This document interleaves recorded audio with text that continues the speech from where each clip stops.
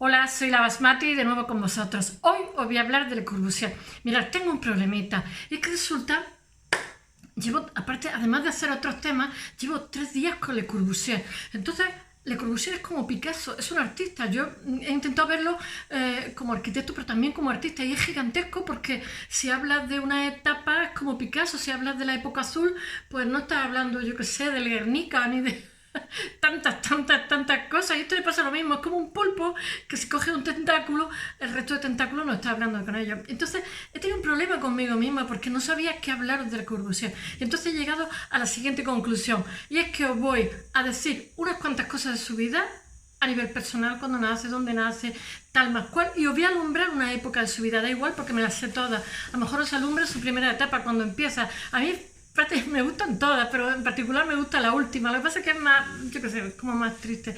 Es también muy interesante cuando se va a la India. Así que, bueno, ya sabéis. Os voy a hablar un poquitín, voy a hacer una síntesis de su vida al principio y después os hablaré de algunos proyectos, no de todos. Os voy a decir la verdad. Yo de Corbusier conocía Té, Chocolate y Café, me refiero. Conocía lo de Marsella, que me pareció fantástico, un edificio que hizo gigantesco en Marsella, que son como apartamentos, no sé cómo se llaman los proyectos. Conozco una iglesia que hizo 3 iglesias, pero una de ellas, la primera, que le recibieron con uñas, dijeron barbaridades de él y se la ha copiado, bueno, los arquitectos, se la ha copiado todo el mundo, que es maravillosa. Y la Villa Savoye, que la Villa Savoye como un resumen él tiene 5 puntos. Él se inventa muchas cosas, pero él tiene como 5 puntos de innovación de la arquitectura. Entonces la Villa Savoye es como, que se hace en los años 20, creo, es como un resumen de todos sus puntos, que son como los pilotes. Mira, os lo voy a traducir al castellano en vez de deciros frases maravillosas. Simplemente este señor, él no es el inventor ni el primero que lo pone, pero sí es el que lo difunde. Estamos en una época donde están las grandes urbes creciendo por todo el mundo, y entonces, claro, el trabajo que había antiguamente de las casas, que eran maravillosas, que la gente se le hacía con cal y arena y muro, pues servía a lo mejor para una familia, pero no sirve para miles y miles de personas que con la revolución industrial han emigrado a las grandes ciudades, que encima de eso, y hoy sigue ocurriendo igual, polarizan mucha más población y tienen que en poquísimo tiempo dar albergue a muchísimas cosas, quitando que hay 2 guerras mundiales, hay que reconstruir, etcétera, etcétera. Entonces, ¿qué pasa?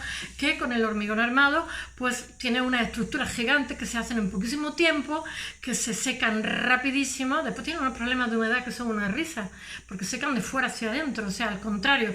Mientras que las construcciones antiguas de cal, arena, etcétera, los muros de estos maestros, tardaban mucho más tiempo en secarse, pero no tenían problemas de humedad porque eran porosos, etcétera. Pero eso también tampoco le podemos echar la culpa a Le Corbusier, porque las casas antiguas, pues antes no estaba asfaltado el suelo, con lo cual el suelo respiraba y no tenía los problemas estos de humedades que tenemos ahora mismo, que hay humedades por todos sitios, por montones de motivos. Pero bueno, hay un desafío en una determinada época, y él sabe responder con creatividad a todos esos desafíos. Sabe responder creativamente y sabe responder técnicamente, que es algo muy difícil y muy complicado.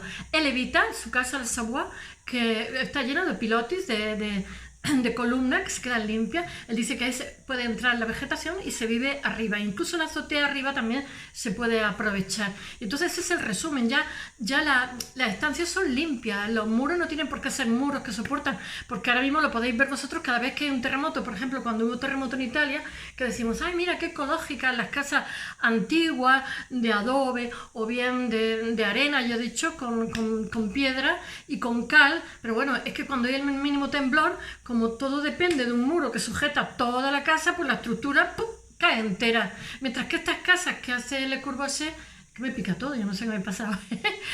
Las casas que hace Le Corbusier son mucho más limpias, porque hay una columna por aquí, otra lejos, y son estancias amplias, donde además se le colocan unas ventanas transversales para que entre muchísimo la luz, donde hay diferentes alturas. Bueno, son una maravilla. Y eso además de eso, él como que inventa, bueno, planes urbanísticos que quitando un macroplan que hacen en la India, como ahora os contaré, pues no hace otro. Y él lo mismo se ofrece a los soviets, que se ofrece a Stalin, que se ofrece a, ¿cómo se llama? Digo a Stalin, ay, ¿cómo se llama? Al Duce, que se ofrece a todo el mundo. Él coge y hace viajes promocionales. Y entonces se pone, da conferencias, por ejemplo, en España, en Buenos Aires, en París, en todos sitios, da conferencias, ¿no? Y entonces se pone a dibujar y a pintar de lo que habla. Y entonces lo va tendiendo como en un hilo de la ropa, lo va colgando, y después cuando acaba lo recoge, para que la gente lo pueda ver cuando sale, ¿no? Y después cuando acaba lo recoge, y después con eso hace libros, hace muchísimos libros. Bueno, voy a ver si os hablo. Quería hacer una pequeña síntesis de la vida, pero este señor es como un monstruo, es el mayor reformador y no estudió arquitectura. Me está chocando eso muchísimo. Estoy viendo ¿cómo se llama? Lloyd Wright. Tampoco estudia arquitectura, pero vamos, ni 5 minutos. Simplemente he de decir una cosa, mirad, la arquitectura era como un arte decorativa. Tú, digamos, los arquitectos en el siglo XVIII y en el XIX también, y diría que casi al principio de los 20, eran personas que realmente eran artistas y entonces lo que, digamos, diseñaban casas y después se llamaba a un albañil que era un maestro albañil, que era como si dijéramos el técnico, como sería hoy un ingeniero estructurista, y este es el que dirigía cómo se distribuían esos pesos y esa resistencia material para que no se les cayera la casa, aparte que ya tenían también cierta experiencia, etcétera. Entonces los arquitectos, lo que pasa es que cuando llegó la revolución industrial en el siglo XIX estaban todavía con los manuales de Palladio y entonces se encontraron con que tenían que tener desafíos de naves industriales. De pronto ¿cómo se llama? Las ciudades se encontraron con millones de personas, entonces no estaban preparados, o sea, tenían que tener unos cálculos matemáticos, tenían que tener, ¿cómo se llama?, formación y cualificación para esos desafíos. ¿Quienes estuvieron al pie del cañón? Pues los ingenieros. Los ingenieros son el siglo XIX, son los que construyen, etcétera, etcétera. Pero bueno, si ya los arquitectos de hoy día son pocos artistas, pues los ingenieros eran cero artistas. Pero bueno, hubo algunos que eran más artistas, en fin, dentro de lo que cabe, pero sobre todo respondieron a los desafíos de la época, que era meter en grandes urbes muchísima gente y con, ¿cómo se dice?, con un presupuesto barato. Pero esto sigue en el siglo XX con la modernidad, que está ahora mismo una tecnología que va a redimir el esfuerzo físico y va a permitir que los obreros puedan trabajar unas cuantas horas al día y el resto del día pueden estar con su familia, rodeados de objetos bellos, como dije el otro día, con los diseños, etcétera. Bueno, entonces Le Corbusier ese desafío lo tiene ahí. Y entonces quiere,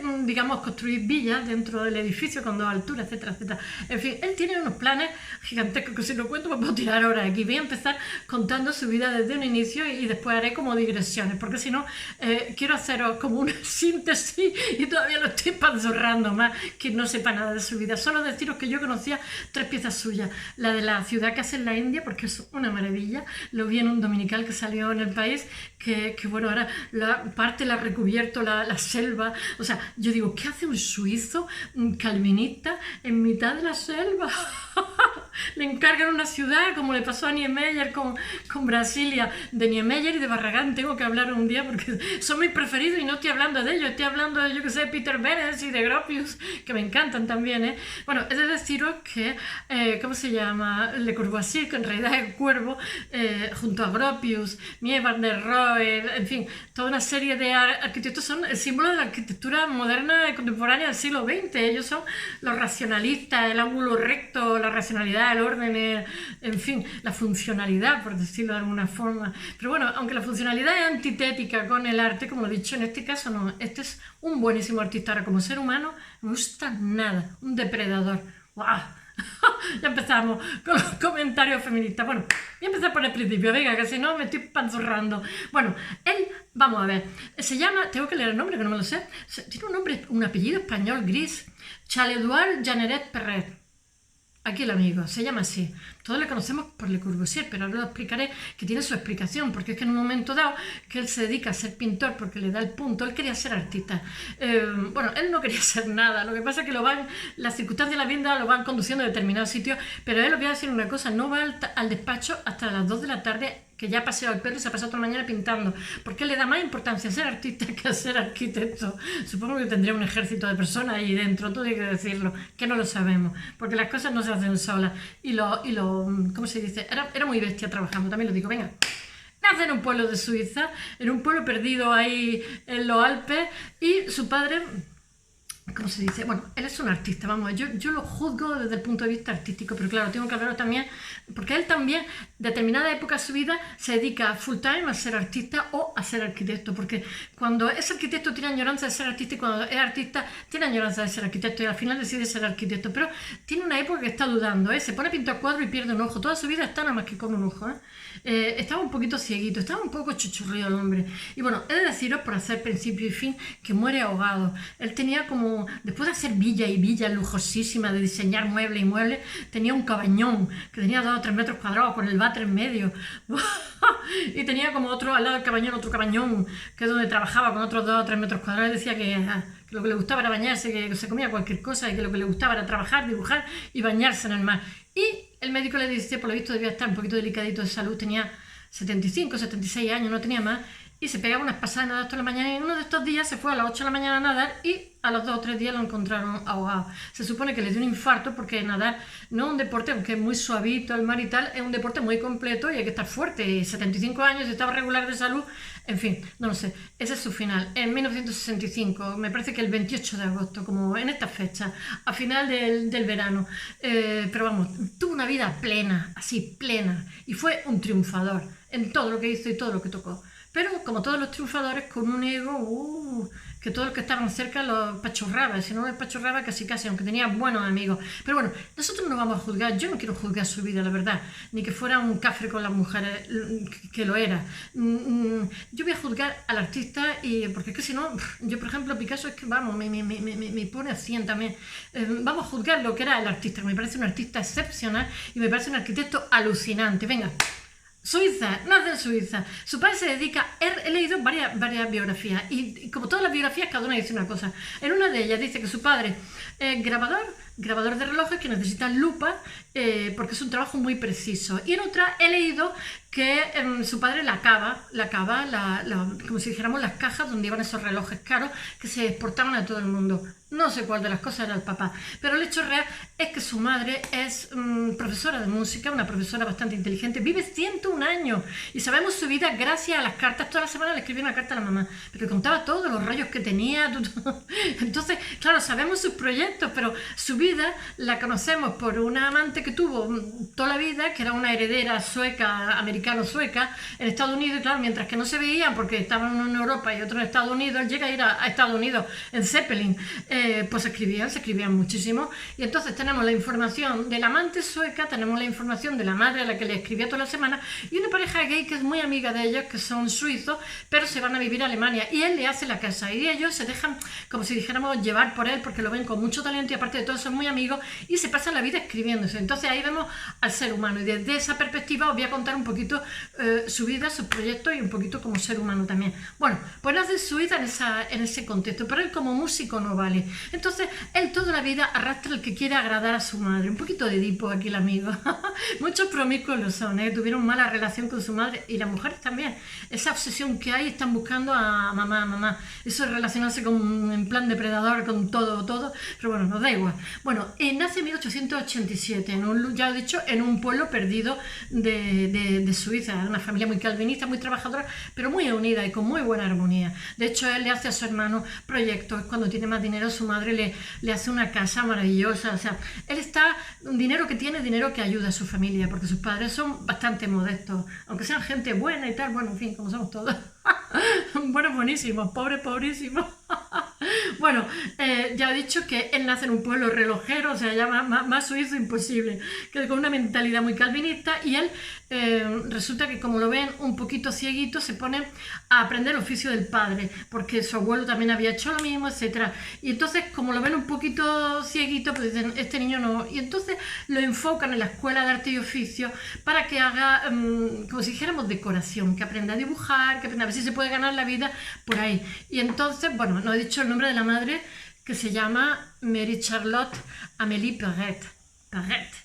y vive hasta los 101 años, no sé si 101 o 105, 101 dálmatas, pero en buenas condiciones además, y que le escribe una carta toda la semana. Y después tiene un hermano Albert, que es el hermano músico, entonces la madre se le cae la baba con su niño músico y no se le cae la baba con este que es más feo que vicio, el Le Corbusier, que está medio cieguillo, y en fin. Pero el Le Corbusier no es tonto, es bastante inteligente y se busca la vida bastante.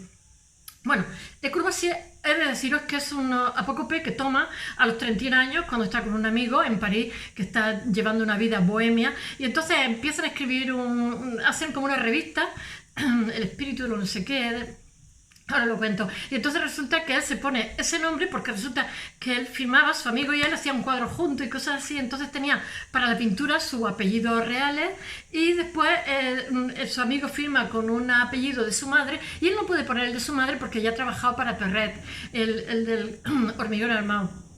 Entonces, claro, él como se considera arquitecto no puede poner el nombre de la... Entonces se busca lo de Le Corbusier, que realmente es cuervo, porque dice que tiene un bisabuelo, que él viene de los cátaros, del sur. Se monta una mitología. En el mundo del arte nos inventamos mucho el personaje, he de decirlo. Porque yo estoy rodeada de gente que todos tenían una historia, una novelesca. Digo yo, ay, madre mía, madre mía. Pero bueno, no lo critico, porque es bonito inventarse una vida novelesca. Es mejor que tener una vida poco novelesca. ¡Qué aburrida! Bueno, entonces allí cuando estamos con un niño adolescente, vamos a no perdernos. Entonces cuando llega, encuentra un protector que se llama Le Plataner. Y entonces este es su protector. Y entonces este se da cuenta que es muy trabajador, que es muy inteligente y empieza a... Este señor es como, digamos, licenciado en Bellas Artes, está de profesor allí y entonces empieza a enseñarle cosas y se lo lleva a la naturaleza y le dice que por favor, que tiene que hacer una síntesis, van a copiar como por ejemplo ramas, hojas, cosas de la naturaleza y tiene que encontrar una síntesis de digamos, la geometricidad de la naturaleza, algo que él después aplica a su arquitectura y entonces le da lastimita porque no va a tener posibilidades de hacer el oficio de relojero, que por lo visto es lo que hace todo el mundo allí, porque debe de haber una, ¿cómo se dice?, una industria grande y todo el mundo pues harán cosas, uno hace caja, otro graba y tal, y entonces pues están como muy preocupados y lo que pasa es que lo estimula a enseñarle cosas, le enseña a dibujar muy bien y en fin, y lo empuja a que se haga arquitecto, que se haga su protector hace para que estimula para las artes decorativas y entonces su Le Plataner es un seguidor de Rutsky que está fascinado por la geometrización de la ¿cómo se dice?, de la naturaleza. Ya sabéis que Le Corbusier él también le aplica la sección áurea a todo, que eso también lo aprendemos en Bellas Artes, que son muy antiguos, el número phi, que es como una armonía universal. Él inventa también lo que se llama el modulator, y inventa también el domus, el domino. Por un lado, por el domus, que es casa en latín, ya lo veréis, cuando la Primera Guerra Mundial para reconstruir, y por otro lado, porque son como fichas de dominó los proyectos que hace. Bueno, estamos en el joven, pero que siempre me voy adelantando, el joven Corbusier, que dibuja la naturaleza desde esa perspectiva, desde la geometrización, que después se da cuenta cuando llega al Capitolio, al Partenón y todo esto, que en realidad eso ya lo han hecho los clásicos. Entonces él dice, cuando habla de su arquitectura, que realmente dice, nosotros los arquitectos tenemos que renovar la tradición, porque dice que no hay que confundir el academicismo con beber de los clásicos. Dice que los clásicos fueron fantásticos sintetizando la geometrización, pero que esa geometrización se aplicaba no al concepto que había de arquitectura, de la superficie, sino a las masas y a los volúmenes, por decirlo de otra forma, y que entonces eso no tenían que perderlo de vista los arquitectos del siglo XX, porque la respuesta a la arquitectura estaba ahí. Otra cosa es que ellos adaptaran, como si dijéramos, cada generación reescribe su historia, ¿no?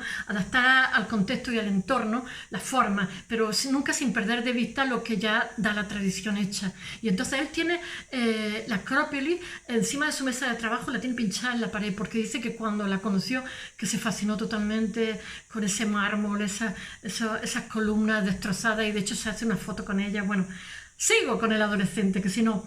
entonces su primer maestro lo educa por ahí por la geometrización, y entonces su primer maestro ya le consigue el encargo de una casa. Con 17 años él hace su primera casa, que después cuando hace el catálogo de toda su obra arquitectónica a lo largo de toda su vida no la incluye, porque es un horror. Pero esa primera casa le aporta un dinerito y se va a recorrer casi como un mendigo, se va a recorrer Italia hasta que se le acaba el dinero y vuelve otra vez a Suiza. Entonces conoce 20 ciudades, entonces se lleva un cuaderno de dibujo y se dedica a dibujarlo todo. Pero todavía en esos dibujos que vemos se aprecia como si dijéramos un decorador, no un arquitecto todavía, porque tiene mucha minuciosidad cuando copia la fachada y tal. Sin embargo, cuando ya es más arquitecto, ya se nota que copia los volúmenes, ya con el dibujo realmente lo que hacemos cuando dibujamos es que robamos lo que hay fuera, nos llevamos a nuestro interior, ¿no? Pero todavía se nota que es más decorador, porque hace muchas líneas, muchas sombritas, mucha minuciosidad. Sin embargo, ya os digo que conforme va progresando, él va a ser un dibujante. Bueno, dibuja cuando él va muchísimo a los prostíbulos, entonces dibuja las cosas que le hacen en los prostíbulos, pero cuando se hace mayor, coge esos dibujos y los destroza, porque él tiene una fundación y la fundación hay desde el recibo de la tintorería hasta ahí, entonces no quiere que se sepa, en fin, pero ¿qué más da? ¿Qué más da? Si nos da igual, si eso no vamos a decir si es bueno o mal, cada uno con su vida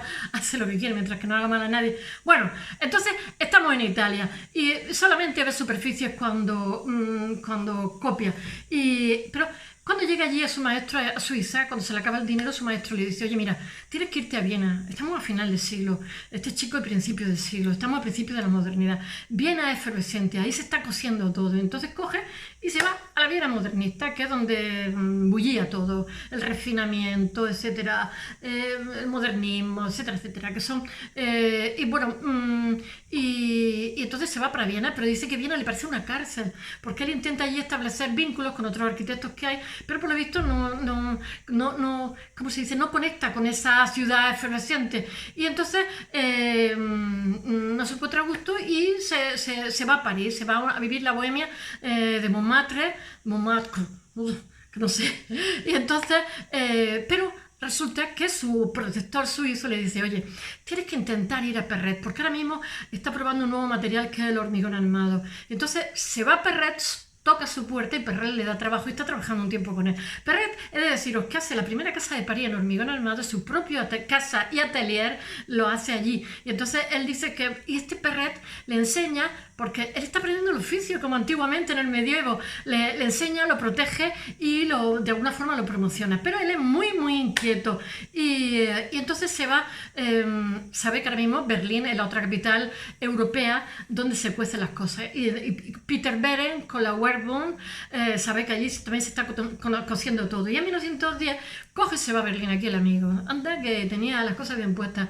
Y allí le pide trabajo a Peter Behrens y este se lo da. Y resulta que está trabajando codo con codo, como he dicho otro día, con Mies van der Rohe, con Gropius, Walter Gropius y él. Pero es que en ese momento, en la ciudad, en Berlín en este momento, está también, ¿cómo se llama? Frank Lloyd Wright, que está trabajando para el portfolio de la Werkbund y bueno, están los arquitectos más importantes de toda la época del siglo XX, por lo menos de una primera mitad del siglo XX, casi diría casi del siglo XX, están físicamente cerca unos de otros, pero es muy curioso porque lo mismo que Mies van der Rohe y Gropius son amigos durante toda la vida y hablan uno de otro y hablan bien, incluso Le Corbusier tiene cierto contacto con Mies, pero sin tal.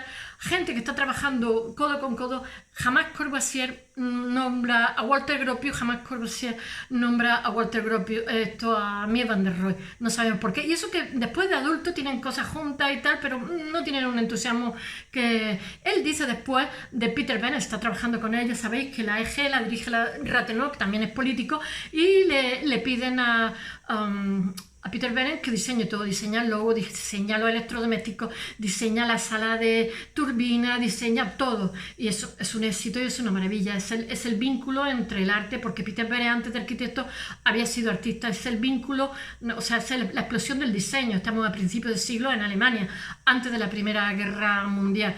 Bueno, pero él dice, no tiene un buen recuerdo de Peter Behrens, porque dice que había 20 que los explotaba como negros, que cogían más proyectos de los que podían atender y que iban estresadísimos todos. Debe ser que tampoco pagaban muy bien, la conclusión que se sacaba. Bueno, entonces después resulta que cuando se casa Peter Behrens, que está trabajando una temporada allí, tiene un amigo que se llama ¿cómo se llama? Augusto Klippstein. Stein tiene que ser judío, estrella del Clips. tiene por cierto apellido muy poético. Y entonces dice que está haciendo su amiguillo, y le dice que está haciendo una tesis sobre el Greco y que tiene que ir a Budapest. De vez en cuando miro porque no me acuerdo de todo. Y entonces dice, pues me voy contigo, como había reunido un dinero y tal, y se van a Budapest. Dice, pero luego seguimos. Siguen y siguen y aparecen por Estambul. Y entonces él sigue dibujando y pintando. Su amigo va a coger información a Budapest, pero él sigue dibujando y pintando. Y entonces dice que le fascina muchísimo los trabajos en Estambul de Solimán el Magnífico, la mezquita de Solimán, supongo que será la mezquita azul, porque Solimán tiene un montón de cosas en Estambul. Entonces después hace un comentario, porque publica muchísimos libros diciendo cómo las formas básicas, como las esferas, los triángulos, los cilindros pueden manipular a las masas. Es malvado. A mí me encanta también. Estambul es mi ciudad fetiche, he ido 1.000.000 de veces. Bueno, y entonces dice que él de pronto descubre Oriente, dice como lo descubrimos los occidentales, con morbo, con curiosidad, pero también con temor, porque es un mundo totalmente diferente, con otros protocolos, con otras formas de trabajo, con otras comidas, con otras actitudes, otras cosmovisiones.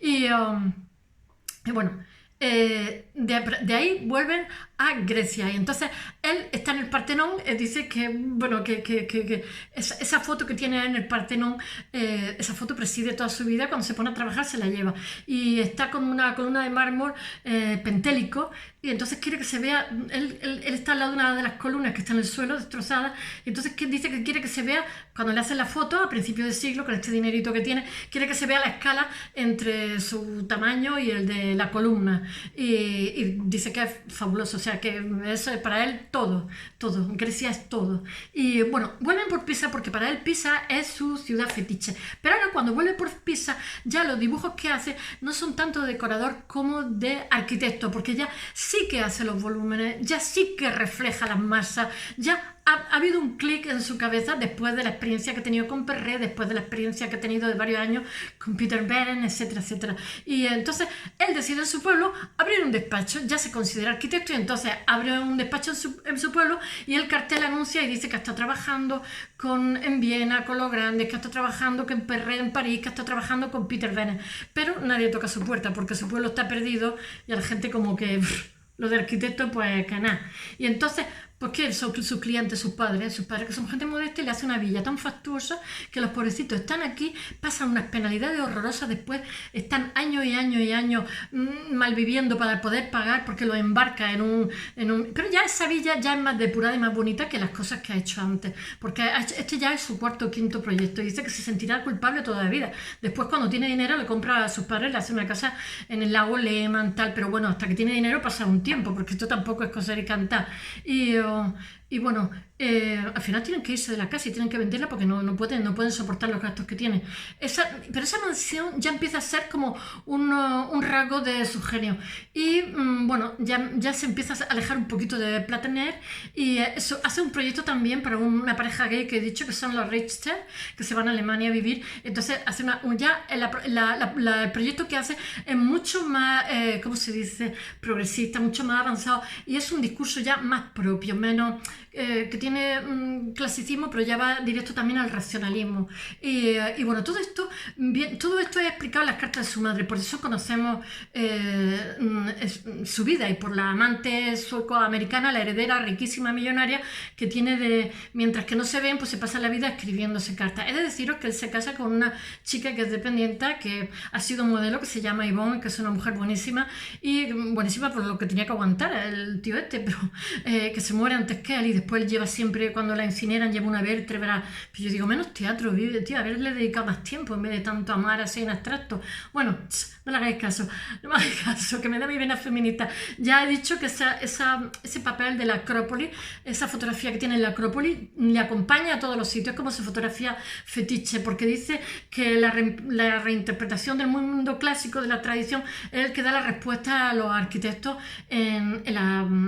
Después hace una casa mucho más más interesante para un acaudalado de su pueblo. Y entonces ya es una casa que donde se muestra más racionalidad, ya tiene más limpieza en la fachada, ya hay otra como visión. Pero he de deciros que estalla la guerra y entonces para él la síntesis era Francia y Alemania. Él dice que le gustaba la cosmovisión alemana de la eficacia y el trabajo frente al refinamiento francés. Y de pronto se encuentra en Verdún enfrentada a las dos naciones. Para él era el modelo de su fusión, la síntesis de ambas era el modelo. Y bueno, no nos damos cuenta hasta qué punto se extermina toda una generación con la Primera Guerra Mundial del 14 al 18, que se carga todo el mundo antiguo. A partir de entonces la relación entre hombres y mujeres, yo qué sé. Entonces él establece un nuevo sistema que se llama el Domus, pues ya lo he dicho porque era Dominus, y también dominó porque, o sea, el sistema dominó porque era del Domus, de la casa antigua hoy latina, y dominó por el tipo de ¿cómo se llama?, de proyecto que se hace, que es que la casa ya se reduce por primera vez. Corbusier ya hace una arquitectura donde hay un solo pilar y hay un forjado, una arquitectura ya muy limpia, ya empieza a tener un discurso propio, pero es como una arquitectura desnuda, propone un cierto clasicismo, pero como más depurado, porque él siempre está buscando en la pintura como depurar las formas, por eso pinta mucha abstracción, y él también busca como cosas que son como muy prototípicas, como una guitarra o una botella, y después en 1917, en vista que su pueblo las cosas no le funcionan, se instala en París y inicia una vida nueva donde hace una revista y donde empiezan ya a funcionarle las cosas. No voy a seguir porque ya llevo 30 minutos y es demasiado. Hubiera podido hablar 30 minutos más. Bueno, that's all. Hasta mañana. Mañana yo te digo, Done.